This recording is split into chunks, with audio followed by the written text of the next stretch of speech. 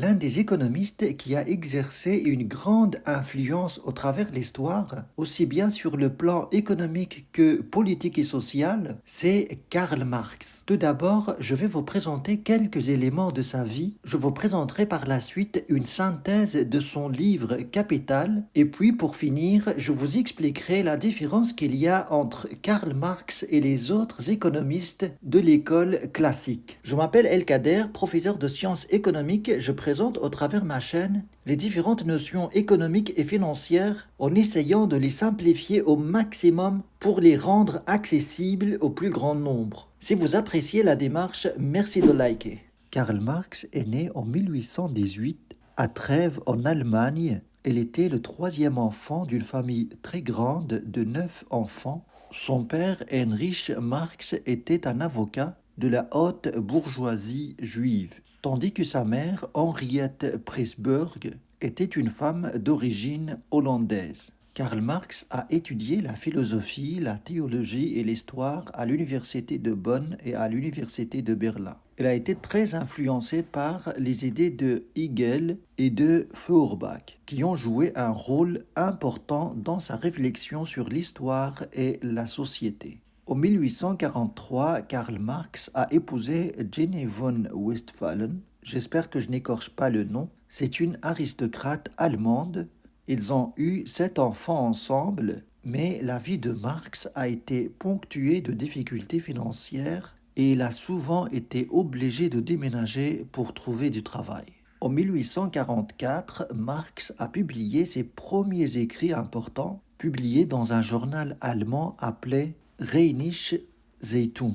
J'espère que je le prononce bien. Ces écrits qui portaient sur la liberté de la presse et la liberté de la conscience ont provoqué beaucoup de polémiques, ce qui a attiré l'attention de l'État allemand et Marx par la suite a été contraint de quitter l'Allemagne pour s'installer à Paris, où il va rencontrer son ami fidèle Friedrich Engels, qui deviendrait plus tard son collaborateur le plus proche. Ils ont écrit ensemble le livre Le Manifeste du Parti communiste en 1848, qui est devenu l'une des œuvres les plus célèbres de Marx. Dans ce livre, ils défendent l'idée que la révolution communiste est inévitable et nécessaire pour mettre fin à l'exploitation des travailleurs par les capitalistes. Ce livre a eu un grand succès et a été traduit en de nombreuses langues.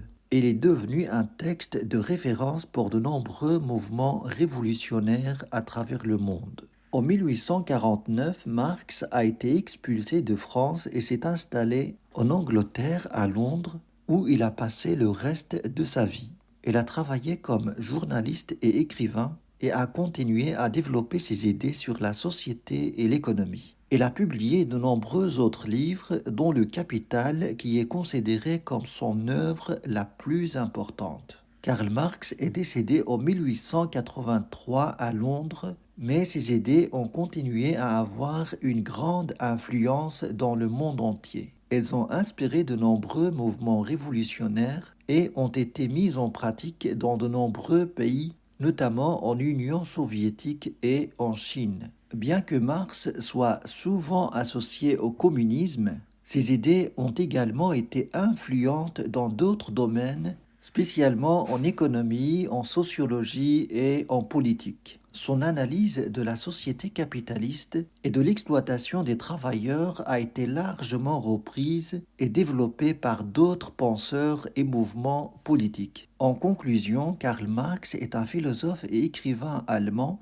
qui a eu une influence considérable sur l'histoire et la politique du monde entier. Ses idées sur la révolution communiste et l'exploitation des travailleurs ont été largement reprises et ont inspiré de nombreux mouvements révolutionnaires à travers le monde. Mais il est important de noter que les idées de Marx ont été également critiquées et contestées par de nombreux penseurs et mouvements politiques. Certaines personnes considèrent que les régimes communistes ont mené à des violences des droits de l'homme et à des répressions politiques et ont provoqué des drames et des massacres qui resteront gravés dans l'histoire à jamais. Mais aussi, il faut noter que Karl Marx a été interprété de différentes manières et surtout, il faut le lire et le comprendre dans le contexte de son époque.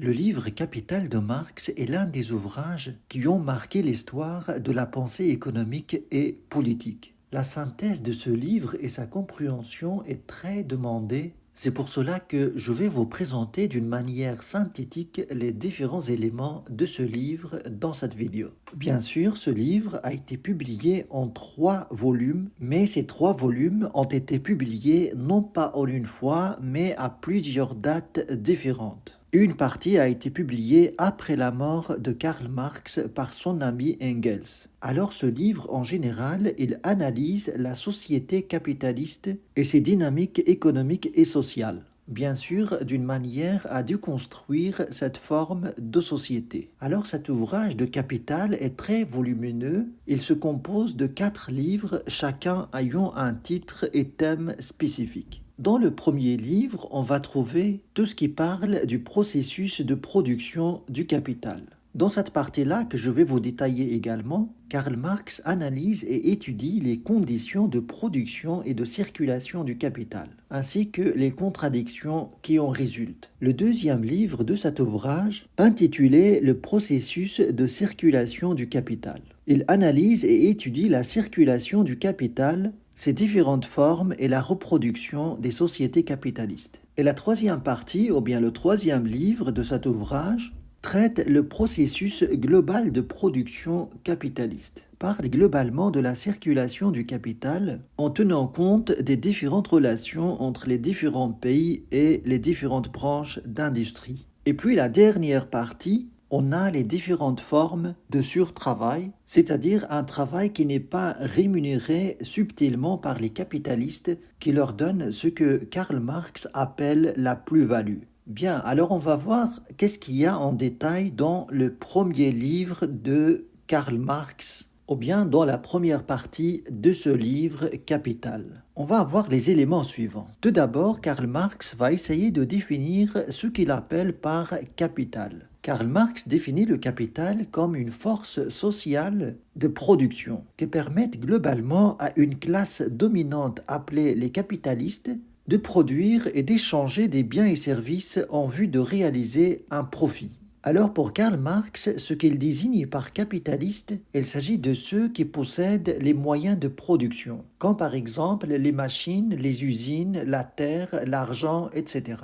Je ne vais pas trop détailler ici les notions, mais si vous êtes intéressé à un élément ou à un autre dans cette synthèse, n'hésitez pas de l'indiquer en commentaire, peut-être que j'en ferai une vidéo spéciale. Le deuxième point de cette première partie, c'est la théorie de la valeur. Alors dans ce cadre, Karl Marx reprend à peu près les mêmes principes développés par Adam Smith et David Ricardo. Mais il se rapproche plus de David Ricardo que Adam Smith. Dans ce cadre, pour Karl Marx, ce qui constitue la valeur d'un bien, c'est le temps de travail socialement nécessaire pour sa production. Il explique dans cette partie également la distinction entre la valeur d'échange, qui peut s'expliquer par le travail nécessaire pour produire un bien, et la valeur d'usage, qui n'est rien d'autre que l'utilité ou bien la satisfaction qu'on peut retirer d'un bien ou un service. Dans cette partie, ou bien dans ce premier livre du Capital, Karl Marx parle aussi de la plus-value. Et c'est avec cette notion que Karl Marx va parler de l'exploitation du système capitaliste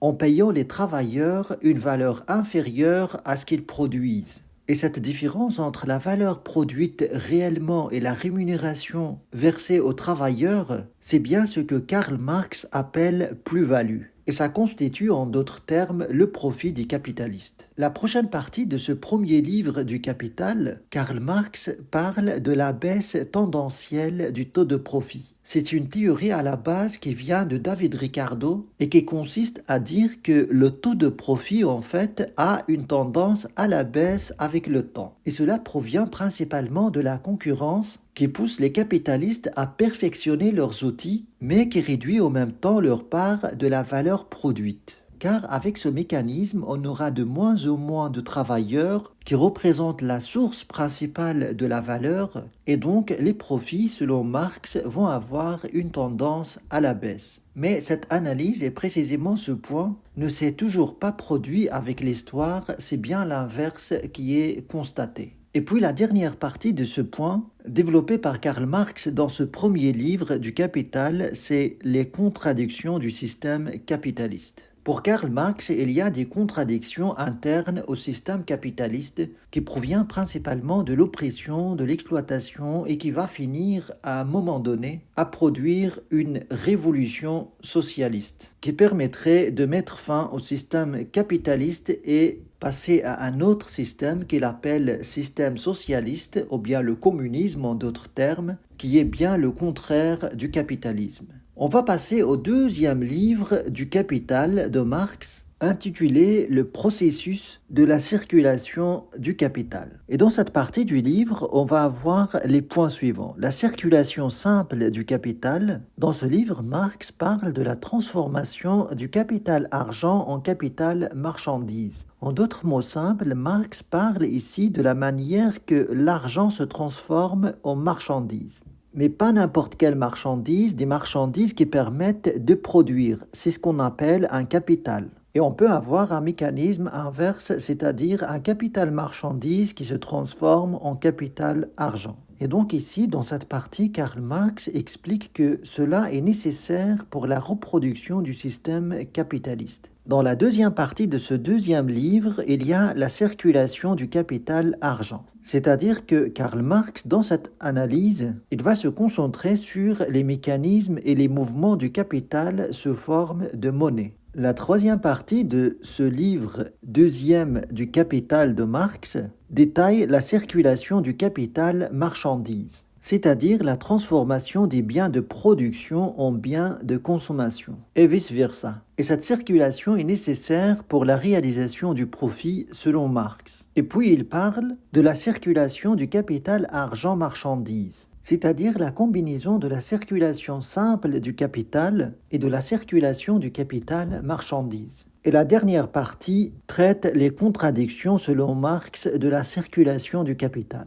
Voilà globalement pour la synthèse du 12e livre du Capital de Marx. Maintenant, je passe à le troisième livre du Capital de Marx intitulé « Le processus global de production capitaliste ». Dans cette partie, Karl Marx va parler de la division internationale du travail, du commerce international, des crises du système capitaliste, de la tendance à long terme du système capitaliste et de la transition vers le socialisme. Alors le premier point parle de la division internationale du travail, c'est-à-dire le fait que dans chaque pays, on va se spécialiser à produire ce qu'on maîtrise mieux par rapport aux autres. Et pour Karl Marx, cette division internationale du travail vient en fait de l'expansion du capitalisme, qui pousse les entreprises à chercher des sources de production moins coûteuses. Pareil pour le deuxième point, c'est la suite. Dans ce point du commerce international, Karl Marx insiste sur son importance dans la reproduction du système capitaliste. Et dans le point suivant, qui parle des crises du système capitaliste, qui peut être provoquée selon Marx par la surproduction, la crise ou les crises financières et la spéculation. Pour Karl Marx, les crises et le propre du système capitaliste, ça provient des contradictions internes au système capitaliste. Dans le point suivant, Karl Marx parle d'une tendance naturelle vers l'expansion du capitalisme à l'international. Et puis le dernier point, la transition vers le socialisme. Pour Marx, ce système porte beaucoup d'injustices en lui et cela peut mener à une révolution socialiste qui va permettre de bouleverser ce système et le renverser vers un système socialiste qui représente une autre forme de société. Je passe à la synthèse du dernier livre du Capital intitulé « Les différentes formes de surtravail ». Il y a une faute ici, sur travail. Dans cette partie du livre, on va avoir les points suivants. La définition de la plus-value qui résulte en quelque sorte d'un salaire inférieur à la valeur produite par les travailleurs. Et cette plus-value constitue la source principale du profit pour les capitalistes. Et donc, il y a exploitation selon Marx des travailleurs dans ce sens. Dans le prochain point, il détaille en fait ce concept de surtravail.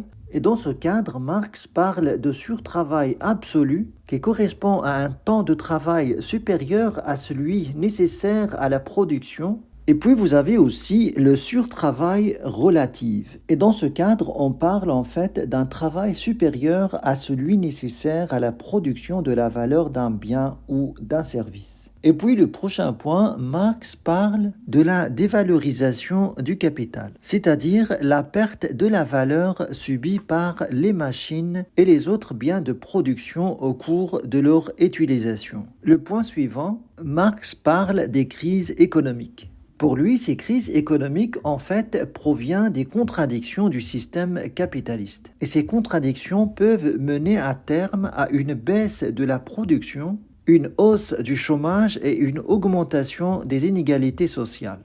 Et puis le dernier point de ce livre parle de la transition vers le socialisme. Et le mot socialisme ici chez Marx, c'est simplement en fait le communisme au sens propre du terme, à savoir mettre fin à la possession en fait des capitalistes de leurs moyens de production et les mettre en commun pour tous les travailleurs. Voilà un résumé du livre du Capital de Marx. Si ça vous intéresse que je développe un point ou un autre dans ce livre, n'hésitez pas de le mentionner et j'essaierai dans la mesure du possible de le faire prochainement. Mais ici à ce stade, globalement, j'aimerais bien vous expliquer en fait la différence qu'il y a entre Karl Marx et les autres économistes classiques comme David Ricardo et Adam Smith. Malgré que ces économistes appartiennent à l'école classique, cependant, leur approche de l'économie est différente. La question principale qui occupait les économistes classiques, c'était de savoir d'où vient la valeur des biens. Et il y avait une ambition qui a commencé avec Adam Smith de traiter cette question d'une manière presque scientifique, c'est-à-dire de trouver de quoi mesurer cette valeur des biens objectivement, comme on fait dans les sciences physiques par exemple, pour mesurer la distance, les mouvements du corps, etc.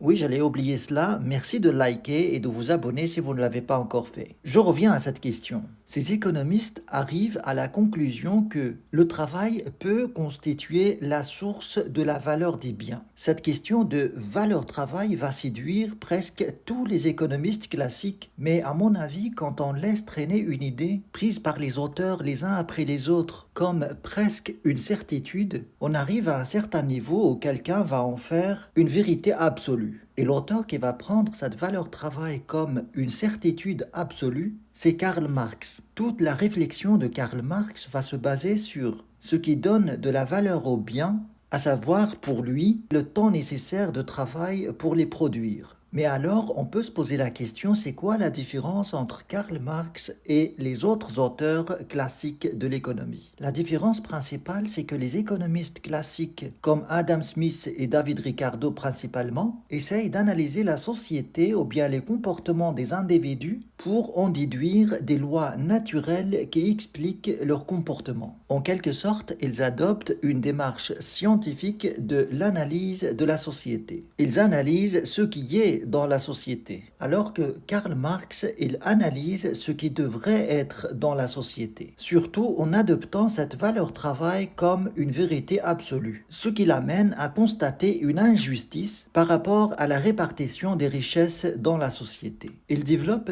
tout cela dans son livre Le Capital. Ça lui a pris plus de 20 ans à l'écrire. Il a été publié en 3 livres. Une partie a été publiée de son vivant en 1867 et ce qui reste a été publié par son ami Engels après sa mort. L'analyse de Karl Marx est très simple. Vous avez dans la société 2 classes sociales principales. Vous avez les travailleurs, ceux qui offrent leur force de travail aux capitalistes, et les capitalistes, ou bien les bourgeois, possèdent les moyens de production, l'argent, les usines, les machines, etc. La première classe, on l'appelle les prolétaires, et la deuxième classe, les capitalistes. Et donc, si on accepte que la source de la valeur vient du travail, on va aboutir à la conclusion que ces travailleurs sont exploités par les capitalistes qui n'offrent aucun travail et n'ont que les moyens de production, mais qui réalisent énormément de bénéfices grâce au travail des prolétaires. Et pour Karl Marx, même les moyens de production que les capitalistes possèdent sont le fruit d'un travail précédent. Donc, même cette usine, par exemple, vient de la valeur travail et ce travail provient de la classe des prolétaires. on peut appliquer le même principe pour les autres moyens de production comme cette machine par exemple. Et donc la plus-value ou bien le profit que ces capitalistes empochent, qu'on peut nommer aussi surtravail, doit revenir à la classe des travailleurs. Et donc Karl Marx, avec cette réflexion, arrive à la conclusion que la classe des capitalistes exploite cette classe des prolétaires qui n'ont que leur force de travail pour assurer un petit salaire, de quoi vivre et faire vivre leur famille. Et donc, avec cette analyse, on va remarquer que la richesse créée dans la société est injustement répartie entre les classes sociales, ce qui crée entre les deux classes sociales ce qu'on appelle la lutte des classes. Le but des capitalistes, c'est d'avoir le maximum de profit possible, et le but des travailleurs, c'est d'avoir un salaire qui correspond à leur effort de travail fourni. Et donc, cette réflexion mène vers un point final, c'est celui de voir que cette classe des capitalistes ne servent à rien, et il faut à la limite s'en débarrasser et mettre tous ces moyens de production entre les mains des travailleurs. En d'autres termes, arriver à une société sans classe. C'est bien ce qu'on appelle le communisme. Mais bien sûr, toute cette réflexion de Marx se base sur un axiome principal qui est la valeur travail. Mais cette question de valeur travail va être lâchée par les économistes après Marx, qui vont d'abord reconnaître qu'il n'y a pas de référence absolue ou bien un étalon de mesure pour identifier la valeur de chaque bien. Et puis, ils vont s'orienter à ce qui est plus logique pour justifier la valeur des biens, à savoir leur utilité, tout en admettant que c'est une référence relative. D'abord relative par rapport aux différents biens parce que l'utilité d'un bien est différente de l'utilité d'un autre bien. Il n'y a rien de commun entre l'utilité d'un bien et l'utilité d'un autre bien. Et puis cette relativité est différente d'un individu à l'autre, même pour un seul et unique bien.